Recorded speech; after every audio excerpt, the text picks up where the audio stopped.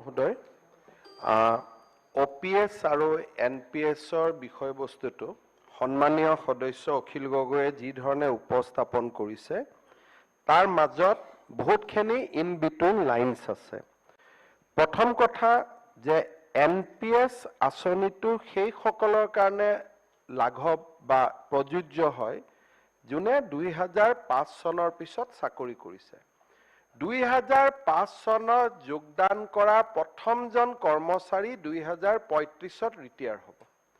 সেই মুহূৰ্তত আমি গম পাম যে what is the impact of NPS on a life of a employee আজি আমি যিখিনি উদাহৰণ আনিছো এখিনি খালি ভেঞ্চাৰ স্কুলৰ শিক্ষক যিসকলে 12-13 চনত চাকৰিত প্ৰভিন্সিয়েলাইজ হৈছে গতিকে NPS এ আজি যিটো আমি ধাৰণা কৰি আছো ভাৰতৰ অৰ্থনীতিবিদসকলে এটো বিশ্বাস কৰে যে 2005 ৰ পৰা 35 লৈকে ফুল্লি 30 বছৰ কাম কৰা যিসকল কৰ্মচাৰী আছে তেওঁলোকে OPS-ত কৈও বেছি দৰমহা পাব বা বেছি পেনশন পাব দ্বিতীয়তে আমাৰ অসম চৰকাৰৰ কৰ্মচাৰীসকলে আমাক দাবী কৰিছিল যে আমি সেন্ট্ৰেল গভৰ্ণমেন্টৰ লগত যাব লাগে আজি আমি সেন্ট্ৰেল গভৰ্ণমেন্টৰ মতে পে স্কেল দিছো সেন্ট্ৰেল গভৰ্ণমেন্টৰ মতে আমি দিয়ে দিছো ওয়েস্ট বেংগল গভৰ্ণমেন্টে সেন্ট্ৰেল গভৰ্ণমেন্টক ফলো নকৰে আজি আমাৰ কৰ্মচাৰীয়ে 32% দিয়ে পায় ওয়েস্ট বেংগল গভৰ্ণমেন্টৰ কৰ্মচাৰীয়ে 6% দিয়ে পায় গতিকে আজি আমাৰ কৰ্মচাৰীসকলক আমি সেন্ট্ৰেল গভৰ্ণমেন্টৰ লগত একেলগে আগুৱাই লৈ যাবৰ বাবে সিদ্ধান্ত লৈছো সেন্ট্ৰেল গভৰ্ণমেন্টে NPS কৰিলে আমি NPS কৰিছো সেন্ট্ৰেল গভৰ্ণমেন্টে OPS কৰিলে আমি OPS কৰিছো সেন্ট্ৰেল গভৰ্ণমেন্টে আজি যি দিয়ে দিছে তাকে আমি অহাকালি সেইখিনিকে দিয়ে আমি দি দিছো আমি কতো কাটকুট কৰা নাই আৰু অসমত আমি যিমানখিনি পাৰো পেৰিটি আনিছো ইদা সেন্ট্ৰেল গভৰ্ণমেন্ট গতিকে মই ভাবো যে NPS আৰু OPSৰ ডিবেটটো সেই দিনাখন ফুল ফ্লেজেড এটা ডিবেট হ'ব যেতিয়া 2005 আৰু 35 চনৰ ভিতৰত আমি কম্পেয়াৰ কৰিব পাৰিম যোনে 30 বছৰ চাকৰি কৰিছে আজি যি সকলৰ কথা আমি ইয়াত পাতি আছো সেই সকল হৈছে মাজত আহি চৰকাৰত হুমুৱা 2012 হক 11 হক 13 হক 14 হক তেওঁলোকে পোৱা চেকখন সেইখন প্ৰমাণিক তথ্য নহয় যে এইখনেই তথ্য হ'ব আজি যিজন কনিষ্ঠবলে চাকৰিত যোগদান কৰিছে তেওঁ 30 বছৰ পিছত ৰিটায়াৰ হ'ব 10% তেওঁৰ দৰমহাৰ পৰা কটা গৈ আছে 14% ৰাজ্য চৰকাৰে দিছে বেলেগ গভৰ্ণমেন্টে 10% দি আছিল আমি 14% দিছো বেলেগ ৰাজ্য চৰকাৰে গ্ৰেচুইটি দিয়া নাই আমি লগত গ্ৰেচুইটি দিছো 2035 চনত আমি সিদ্ধান্ত ল'ব পাৰিম যে NPS আৰু OPSৰ গ্যাপ কিমান আছে দৰকাৰ হলে আমি গ্যাপখিনি ৰাজ্য চৰকাৰৰ পৰা দিব পাৰিম so there will be lot of things which will evolve আজি আমি ধৰি ল'ব পাৰো যে এজন পুলিচৰ লৰাই আজি চাকৰিত যোগদান কৰিছে 2035 ত ৰিটায়াৰ হৈছে তেওঁ NPSৰ পৰা চেক পাইছে 3000 টকা অল পেনশন মতে চেক পাব লাগিছিল 6000 টকা 6 - 3 বাকিখিনি ষ্টেট গভৰ্ণমেন্টে দিলেও হ'ব গতিকে এই গুটেই কথাটো হল it is a evolving subject আজি যি সকলে এই বিষয়টো লৈ স্বাভাৱিকতে পেনশন নাপালে আন্দোলন কৰিব আৰু কৰাটো স্বাভাৱিক তাত মই কোনো আপত্তি নকৰো কিন্তু তেওঁলোকৰ কেছটো কেছ ল হ'ব নোৱাৰে কাৰণ এতিয়ালৈকে 30 বছৰ সম্পূৰ্ণ চাকৰি কৰি ৰিটায়াৰ কৰা এজন মানুহো আমাৰ সন্মুখত নাই 2035 চনতহে সেই মানুহ আমি বিচাৰি পাম গতিকে মই ভাবো যে এন্টায়াৰ এজিটেশন ইজ প্ৰিমেচিউৰ আমি সকলো ইয়াত ন্যায় কৰিবৰ কাৰণে বহি আছো অন্যায় কৰিবৰ কাৰণে বহা নাই 2035 চনত যেতিয়া প্ৰথম কৰ্মচাৰীজন ৰিটায়াৰ হ'ব we can make a judgment যে এও যদি OPSত থাকিলেতেন তেও 12000 টকা পালেহেতেন এখেত আজি NPSত থকাৰ কাৰণে 9000 টকা পাইছে আমি 3000 টকা দি দিলে হল কৰ্মচাৰীজনক so there will be lot of methods lot of mechanism which will be evolved central government constantly কাম কৰি আছে আমি কৰি আছো আৰু যিবিলাক চৰকাৰে আজি OPSত আহা বুলি কৈছে কোনো আহিব পৰা নাই আজি যে পাছৰ পৰা টকাবোৰ জমা দিলে এটা বেংকে সেই টকাবোৰ এৰি দিব নেকি আজি যে প্ৰত্যেকজন কৰ্মচাৰী নামত বেংকত টকাবোৰ জমা হৈ গল তেওঁলোকে এটা নিৰ্দিষ্ট সময়ৰ কাৰণে ফিক্স ডিপোজিট কৰি আছে এটা ৰাজস্থান গভৰ্ণমেণ্টক চেন্ট্ৰেল গভৰ্ণমেণ্টে কৈছে যে এইটো আপুনি বেংকৰ লগত কথা পাতক, টকাখিনিটো আমি ঘূৰাই দিব নোৱাৰো। ছত্তীশগড়কো সেইটো কৈছে, তেওঁলোকে OPS কাক দিছে, আজিৰ পৰা ৰিটায়াৰ হোৱা মানুহখিনিক দিব চেষ্টা কৰিছে, তাকো ইলেকশ্যনৰ আগত। ইলেকশ্যনৰ পিছত কি হয় কোনেও নাজানে। যিমান কেইখন ষ্টেটে এইবিলাক OPS NPS খেলা কৰি আছে, তেওঁলোক হ'ল ইলেকশ্যনৰ আগৰ এনাউন্সমেণ্ট। ইলেকশ্যনৰ পিছততো সকলোৱে পাহৰি গৈছে। কোনো ষ্টেটততো মই শুনা নাই যে OPS পোৱা NPS পোৱা মানুহে আজিকালি OPS পায় বুলি। এতিয়া এই গোটেই ঘটনাবিলাক এটা ইভলভিং, আমাৰ সিদ্ধান্ত হ'ল কৰ্মচাৰীসকলে কেতিয়াবা চেন্ট্ৰেল গভৰ্ণমেণ্টৰ লগত গ'লে লাভ হ'ব, কেতিয়াবা চেন্ট্ৰেল গভৰ্ণমেণ্টৰ লগত গ'লে বেয়া হ'ব। কিন্তু অসমত সদৌ অসম কৰ্মচাৰী পৰিষদৰ লগত কংগ্ৰেছ চৰকাৰৰ দিনতে আলোচনা কৰি এইটো সিদ্ধান্ত হৈছিল যে আমি চেন্ট্ৰেল গভৰ্ণমেণ্টৰ লগে লগে যাম। আজি আমি চেন্ট্ৰেল গভৰ্ণমেণ্টৰ লগে লগে যাম, আৰু চেন্ট্ৰেল গভৰ্ণমেণ্টত ৰেল আছে, চেন্ট্ৰেল গভৰ্ণমেণ্টত ডাঙৰ ডাঙৰ অৰ্গেনাইজেশ্যন আছে, তেওঁলোকৰতো কৰ্মচাৰী ইউনিয়নসকলেতো পেঞ্চনৰ কথা ডেফিনেটলি চিন্তা কৰি আছে, তেওঁলোকৰ লগতো চেন্ট্ৰেল গভৰ্ণমেণ্টৰ কেতিয়াবাতো এগ্ৰিমেণ্ট হ'ব। আৰু যিয়ে চেন্ট্ৰেল গভৰ্ণমেণ্টৰ কৰ্মচাৰীৰ ক্ষেত্ৰত কৰিব, ষ্টেটে আমি এডপ্ট কৰি ল'ম, আমিতো কেতিয়াও না কোৱা নাই। কিন্তু চেন্ট্ৰেল গভৰ্ণমেণ্টে কি দৃষ্টিভংগী লয় আমি চোৱা উচিত, কাৰণ আমি এটা সংঘীয় ব্যৱস্থাত আছো। আজি কৈছে নহয় কংগ্ৰেছ চৰকাৰ, 2005তো কংগ্ৰেছ আছিল অসমত, ইয়াত বিজেপি নাছিলে। মইতো নিজে কেবিনেটত আছিলো, তৰুণ গগৈ দিনত সিদ্ধান্ত লোৱা হৈছিল যে অসমত আমি NPSলৈকে যাম। আজি এই গোটেই NPSৰ সিদ্ধান্ত অসমত তৰুণ গগৈ চৰকাৰৰ দিনত বলবৎ কৰা হৈছিল, আৰু 2004ত NPS নটিফাই হৈছিল। ইমিডিয়েটলি তাৰ পিছত মনমোহন সিঙৰ গভৰ্ণমেণ্ট আহিছিলে। It was a consensus at that point of time যে আমি গভৰ্ণমেণ্ট ট্ৰেজাৰীৰ পৰা OPS দিব নোৱাৰো, কাৰণ আজিৰ দিনত আমি 1100 কোটি টকা মাহত দিব লাগে। এইটো যদি বাঢ়ি বাঢ়ি গৈ থাকে, হস্পিটালত আমি ঔষধো কিনিব নোৱাৰিম। কিন্তু বেংকৰ সহায় লাগিব। কেনেকে বেংকৰ সহায় লাগিব? আমি যদি টকা বেংকত জমা দি থাকো, 9% ইন্টাৰেষ্ট আমাৰ লগত যোগ হৈ থাকিব। ৰিটায়াৰমেণ্টৰ দিনাখন আমি চাব পাৰো, ভাই কৰ্মচাৰীজনে 1000 পাব লাগিছিল, 800 পাইছে, চৰকাৰে 200 দি দিলে লেঠাটো মৰি যাব। সেইকাৰণে এইটো ক্ষেত্ৰত আমি অপেন, কিন্তু মই এইটো ক্ষেত্ৰত বহুত বেছি আগবঢ়া নাই, কাৰণে উই আৰ এ স্মল ষ্টেট। আমি কি সিদ্ধান্ত ল'ব পাৰো? আমিতো চেন্ট্ৰেলৰ ওপৰত ডিপেণ্ডেণ্ট থাকিম। আমি সিদ্ধান্ত ললো, কালি আকৌ আপুনিয়ে আমাৰ সদস্যসকলেও ক'ব মেডিকেল কৰক, ইঞ্জিনিয়াৰিং কৰক, ৰাস্তা কৰক, লোন নল'ব। লোন কিয় লৈছে? একেবোৰ কথা আহিব, তেতিয়া লোনটো আৰু বঢ়াই দিব লাগিব। আজি যদি 1 টকা লৈছো, কালি 2 টকা ল'ব লাগিব। সেইকাৰণে আমি এখন সৰু ৰাজ্য, কেন্দ্ৰীয় চৰকাৰৰ লগত আমি যাব লাগে। কেন্দ্ৰীয় চৰকাৰে কৰ্মচাৰীসকলক ভালেই কৰিব, বেয়াটো নকৰে। আৰু আমাৰ মাত্ৰ 4 লাখ এমপ্লয়ী, চেন্ট্ৰেল গভৰ্ণমেণ্টৰ অকল CRPFতে এমপ্লয়ী আছে 4 lakh. They have a institution of 2 crore employee. যদি 2 কোটি এমপ্লয়ী অন্যায় হয়, সব ৰাস্তাত নামি নাহিব নেকি? সেইকাৰণে মই ভাবো যে আমি ইয়াক প্ৰপাৰ ইভলিউচনৰ কাৰণে ৰখিব লাগে। আজি যিগৰাকী ব্যক্তিৰ চেকৰ কথা ইয়াত কোৱা হৈছে, নিজে কোৱা হৈছে যে তেওঁ 12 চনত চাকৰিত যোগদান কৰিছে। 5 চনত চাকৰিত যোগদান কৰা মানুহ 35ত ৰিটায়াৰ হ'ব। আমি ইভলিউচন কৰিম, আমি ইভালুৱেট কৰিম। আৰু মোৰ মনত এইটোকে সোমাই আছে যে ডিফাৰেন্সটো যদি ষ্টেটে পে কৰি দিয়ে, কৰ্মচাৰীসকলৰ প্ৰতি ন্যায় কৰা হ'ব। যে NPSত যিটো পইচা তেওঁলোকে পালে, যদি কম পায়, আমিতো বিশ্বাস কৰো 1 টকাও কম নাপায়, বেছি পাব।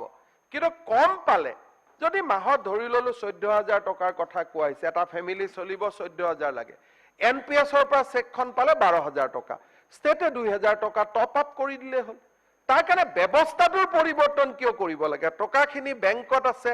আমি ইনকাম পাই আছো, চৰকাৰৰ ক্ষতি হোৱা নাই। নহলে অকল চৰকাৰৰ পৰাই টকা যাব, অলপ অলপকৈ চৰকাৰে কৰ্মচাৰীজনৰ নামত বেংকত টকা থোৱাৰ কাৰণে 9% ইন্টাৰেষ্টটো আহি জমা হৈ আছে। সেইকাৰণে এই বিষয়টোৰ ওপৰত আমাৰ মুকলি মন। We are not against government employee, কিন্তু আলোচনা কৰাৰ প্ৰপাৰ টাইমিংটো অহা নাই। এতিয়া অকল আমি কাক আলোচনা কৰিব লাগিব? 14 চনত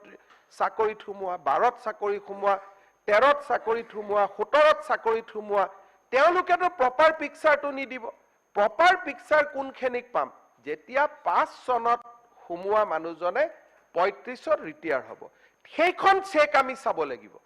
যে সেই চেকখন কিমান টকাৰ চেক। বোলে সেই চেকখন 30,000 টকাৰ চেক হ'ব লাগিছিল কিমান 40,000 টকা ষ্টেটে 10,000 দি দিলে হৈ গ'ল আমি মানুহজনক ন্যায় কৰিব লাগে গতিকে এই ধৰণৰ বিভিন্ন কথা ভাৰত চৰকাৰৰ পৰ্যায়তো আলোচনা হৈ আছে অসমতো আলোচনা হৈ আছে আৰু আমি আজি একেলগে যাব লাগে যে বেংগলৰ কি অৱস্থা হৈছে পেনশনত পইচা দি থকাৰ কাৰণে কৰ্মচাৰীক দিয়ে দিব পৰা নাই কালি মমতা বেনাৰ্জী ডাঙৰীয়ানীয়ে হিন্নাখন কৈছে মোক যি কৰক কৰক মাৰি পেলাওক মই দিব নোৱাৰো দিয়ে হাউচত ষ্টেটমেন্ট দিছে কাৰণ ক'ৰ পৰা দিয়ে দিব গতিকে এই কথাবিলাক হৈছে যে টকাটোতো কোনেও প্ৰিন্ট নকৰে আকৌ জিএসটি বঢ়াব লাগিব আকৌ মানুহৰ পৰাই টকা ল'ব লাগিব গতিকে কৰ্মচাৰী এজনৰ কাৰণে সাধাৰণ মানুহক আপুনি কিমান টেক্সেশন কৰিব সেইটো জানিব লাগিব সেইকাৰণে এই বিষয় বস্তুবিলাক নেশ্যনেল প্লেটফৰ্মত ডিসকাশন হ'ব লাগে আজি অলৰেডি আন্দোলন কৰাৰ কাৰণে নেশ্যনেল প্লেটফৰ্মত কথাবোৰ উল্লেখ হৈছে নেশ্যনেল প্লেটফৰ্মত ডিসকাশন হ'ব মই হাউসক এইটো এসুৰেন্স দিব পাৰো যে will go along with central গভৰ্নমেন্টে ওপিএছ আনিলে আমিও আনিম সেন্ট্ৰেল গভৰ্নমেন্টে এনপিএছ আনিলে আমিও এনপিএছ আনিম কাৰণ that was a decision with কৰ্মচাৰী পৰিষদ যে আমি সেন্ট্ৰেলৰ লগত একেলগে যাম বহুত কষ্ট হয় যেতিয়া সেন্ট্ৰেলে দিয়ে একেদিনে আমিও দিব লাগে ইট পেইনছ এ লট কেতিয়াবা 30 তাৰিখে ভয় লাগি যায় অহা মাহত কি হ'ব এতিয়া মই শুনি আছো যে আৰু 6% দিব সেন্ট্ৰেল গভৰ্নমেন্টে 6% দিয়ে মানে মাহত সাডেনলি 300 কোটি টকা আমি বেছি দিব লাগে ক'ৰ পৰা পাম but we are standing by our commitment আমি কত আজিলৈকে গণ্ডগোল কৰা নাই এটা দিন পিছুৱা নাই কেতিয়াবা যদি এক মাহ পিছতো দিছো with effect from the date of central government দিছো আৰু কৰ্মচাৰী ক্ষেত্ৰত এইখন চৰকাৰৰ ব্যৱহাৰ একেবাৰে সহনশীল বন্ধুত্বপূৰ্ণ ফ্ৰেণ্ডলি কৰ্মচাৰী দুখত আমি দুখী সুখত আমি সুখী আমি একেলগে কাম কৰিম কোনো প্ৰবলেম নাই খালি 35 চনৰ চেকখনলৈকে আমি ৰখিব লাগে আৰু মই আমাৰ ফাইনেন্স ডিপাৰ্টমেন্টত মই এইটোৱে কৈ ৰাখিছো যে আপোনালোকে এনালাইসিস কৰিব প্ৰথম ফুললি এনপিএছ পোৱা মানুহ এজনৰ লগত ওপিএছৰ গ্যাপ কিমান হয় তেতিয়া আমি এটা যদি পলিসি ডিসিশন ল'ব পাৰো যে গ্যাপটো আমি দি থাকিম শুদ্ধ হৈ গ'ল যে 24% এমাউন্ট 30 বছৰ তেওঁ জমা কৰিব ইন্টাৰেষ্ট তেওঁ পালে 20,000 টকা ওপিএছ মতে পাব লাগিছিল 22,000 টকা বেংকৰ পৰা 20 পাব আমি 2,000 দি দিম ষ্টেটো বাচিব গভৰ্নমেন্টটো বাচিব ৰাজ্যখনো গ্ৰ হ'ব সেইকাৰণে মই ভাবো যে আজি ঝাৰখণ্ড ছত্তীশগড় সব ইলেকশনৰ আগত কৰা এনাউন্সমেন্ট এবিলাক কোনো জিকা চৰকাৰ কোনো এনাউন্স কৰা নাই জি ইলেকশন জিকাৰ আগত এটা কংগ্ৰেছে দুনিয়াৰ গ্যাৰেন্টি দি ফুৰিছে বাটা কোম্পানীত কিবা আগতে জোতা কিনিলেহে গ্যাৰেন্টি দিছিলে গ্যাৰেন্টি হাৰে চৰকাৰত থাকোতে গ্যাৰেন্টিৰ কাম নাই এটা চৰকাৰ নাথাকোতে বাহিৰত গ্যাৰেন্টি সেইকাৰণে মানুহে চৰকাৰত থাকোতে কাম কৰি দেখুৱাব লাগে বাহিৰত থাকিলেতো গৈ লাভ নাই আজি মই নিজে ৰাজস্থানত খুদিছো পুৰণা কৰ্মচাৰী এজনেও পোৱা নাই এটা সমক সৃষ্টি কৰিবৰ কাৰণে আজিৰ ইতিহাস আইনান মই নিজে অশোক গেহলত ডাঙৰীয়া মোদী ডাঙৰীয়া মই একেলগে আমি চিফ মিনিষ্টাৰ কনক্লেভ এখনত একেলগে ভাত খাইছিলো মই গেহলত ডাঙৰীয়া খুদিছিলো যে বেংকৰ পৰা টকাবোৰ ঘূৰাই পালে নেকি বোলে টকা পোৱা নাই ঘূৰাই তো কেনেকুৱা ডাঙৰ ঘটনা এটা হৈ যাব কৰ্মচাৰী জমা থকা টকা ষ্টেটে দি থকা 14% টকা 2005 পৰা আমি দি আছো এটা টকাও যদি আমি ঘূৰাই নাপাও কি অৱস্থা হৈ যাব আৰু ঘূৰাই পালে টকাখিনি কোনে পাব বেংকৰ একাউণ্টত যাব সেই মানুহজনৰ আমিও ওপিএছ দি থাকিম মানুহজনৰ টকাটো বেংকৰ একাউণ্টত যাব মানুহজনেতো চেকখন কাটি ষ্টেটকটো ঘূৰাই নিদিয়ে টকাখিনি গতিকে লট অফ নীতি-গীতি ইজ ইনভলভ সেইকাৰণে মই হাউসক এটাই প্ৰস্তাৱ ৰাখিম যে আমি ডিফাৰেন্সিয়েল পেমেন্ট কৰাৰ কাৰণে মন এটা ৰাখিব লাগিব 35 চনত যে এনপিএছ আৰু ওপিএছৰ মাজত যদি বহুত পাৰ্থক্য থাকে if we pay the differential amount everybody will be satisfied state খনেও নাকান্দিব কৰ্মচাৰীজনৰ পৰিয়ালেও নাকান্দিব আমাৰ সদায় প্ৰচেষ্টা হ'ব লাগে যে কৰ্মচাৰীজনেও হাহক ৰাজ্যৰ প্ৰজাসকলেও হাহক হেনেকুৱা প্ৰচেষ্টাত আমি আগবাঢ়ি গৈছো আজি যিখিনি চেক আমাক দেখুৱা হৈছে এখিনি that checks do not reflect the reality of the situation 5 চনত ৰিটায়াৰ হোৱা মানুহ 35ত যেতিয়া ৰিটায়াৰ হ'ব they will reflect the proper situation আৰু মই যিখিনি অফিচাৰ লগত কথা পাতো they are extremely happy যে স্যাৰ 30 বছৰ যদি আমাৰ বেংকত টকা জমা থাকে আমি মিনিমাম ইন্টাৰেষ্টটো এইটো টকা পাম আজি যেটো আন্দোলন হৈছে এটো এডভান্স আন্দোলন হৈছে কোনোবা কৰ্মচাৰী এৰিব নেকি যদি 35ত যদি ৰিটায়াৰ হোৱাৰ সময়ত OPSৰ সমান নহয় ভাৰততো ৰেল সেৱা তেল সেৱা সকলো বন্ধ হৈ যাব কোনে এৰিব কোনেওতো নেৰিব আৰু প্ৰধানমন্ত্ৰী সেই সময়ত যোনে প্ৰধানমন্ত্ৰী নাথাকক কিয় মুখ্যমন্ত্ৰী যোনে নাথাকক কিয় অন্যায় কৰিব কিয় কৰ্মচাৰীজনৰ লগত অন্যায় কৰিব অন্যায় কৰাটো কোনো কথাই নাহে সেই কাৰণে অসমত আজি আমি 10ৰ পৰা 4% 14% আমি কন্ট্ৰিবিউট কৰি আছো হয়তো কালি ভাৰত চৰকাৰে ক'ব যে আপোনালোকে 20% কন্ট্ৰিবিউট কৰক যাতে ইকুৱেলাইজ হৈ যায় সেই কাৰণে it is a evolving subject আৰু আমি ৰাজ্যৰ জনতা ৰাজ্যৰ বাহিৰ সুখ দুখৰ লগত একেলগে থাকি আমি আগবাঢ়ি যাব লাগিব আৰু NPS এছ'চিয়েশ্যনৰ লগত মই বিত্তমন্ত্ৰী অজন্তা নেওগ ডাঙৰীয়ানী কথা পাতি থাকিব দিছো যে সংবাদ কৰি থাকক কথা বতৰা পাতি থাকক আৰু ভাৰত চৰকাৰৰ বিভিন্ন প্লেটফৰ্মতো আমি কথাবোৰ উলিয়াই আছো যে আমিতো কাকো অন্যায় কৰিব নোৱাৰো কৰ্মচাৰীজনক অন্যায় কৰি আমি কেনেকৈ শান্তিত থাকিম গতিকে we have to find out a solution but solution has to protect the state also আজি 1100 কোটি টকা আমি পেনশন দি আছো মানুহৰ লংজিভিটি বাঢ়ি আছে ষ্টেটৰ বাজেটৰ পৰা টকা দিয়াটো সম্ভৱ ক'ত এফালে ইয়াত প্ৰস্তাৱ আনিব যে 1,22,000 কোটি টকা ঋণ কেনেকৈ হ'ল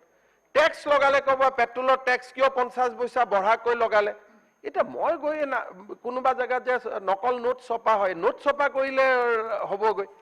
ইকনমিটোতো মিলিব লাগিব সেই কাৰণে আমি যদি বেংকৰ ইন্টাৰেষ্ট পাওঁ প্লাস আজি আপোনালোকে চাব এগ্ৰিকালচাৰ ইউনিভাৰ্সিটিত মই এটা এবাৰ বাজেটত আমি লিখিছো যে 200 কোটি টকাৰ পেনশন ফান্ড কৰি